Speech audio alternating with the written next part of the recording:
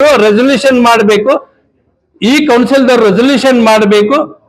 ಹಿಂದಿನ ಕಮಿಷನರ್ ಮಾಡ್ಯಾರ, ಈ ಕಮಿಷನರ್ ಕೋರ್ಟ್ದಿಂದ ಆಗಿದೆ, ಪರ್ಸನಲಿ ಹಣ ಕೊಡಬೇಕು, ಕಾರ್ಪೊರೇಷನ್ ದಿಂದ ಅಲ್ಲ, ಪರ್ಸನಲಿ ಅವರು ಕೊಡಬೇಕು.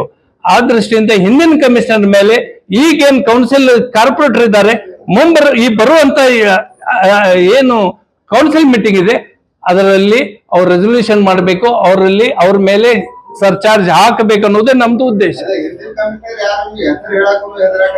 ಯಾಕೆ ನಾ ಯಾಕೆ ಹೆದರ್ಲ್ರಿ? ಅರೆ ಸರ್, ನಾವು ಈಗ ನೋಡಿ ಯಾರು ನೋಡಿ ಸರ್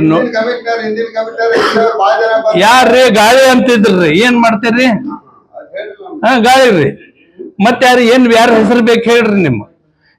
ಯಾಕೆ ಅವ್ರು ಈಗಿನ ಕಮಿಷನರ್ ಬಂದ್ರು, ಅವ್ರದ್ದೇನ್ ತಪ್ಪ? ಇದು ಒಂದು ಪ್ರಶ್ನೆ ಬರ್ತಿದೆ. ಇವತ್ತು ಏನ್ ನಾನು ಕೇಳ್ತಾ ಇದ್ದೇನೆ, ಸರ್ಕಾರ ಯಾರ್ದಿದೆ, ಆಗಿದ್ದ ಟೈಮ್ ಯಾವ ಸರ್ಕಾರ ಇತ್ತು, ಆ ಸರ್ಕಾರದ ಆ ಜನರಿಗೆ ಇದನ್ನ ಎಲ್ಲ ಮುಚ್ಚಲಿಕ್ಕೆ ಏನ್ ಕಾರಣ ಆಗ್ತಾ ಇದೆ ಅನ್ನೋದು ನಾನು ಕೇಳ್ತಾ ಇದ್ದೆ. ನನ್ನ ಡಿಮಾಂಡ್ ಏನು, ಯಾವುದೇ ತರದಿಂದ ಕಾರ್ಪೊರೇಷನ್ ಸಮಸ್ಯೆ ಬರಬಾರದು. ಇದೇ ಒಂದು. ಎರಡನೇ ಸರ್,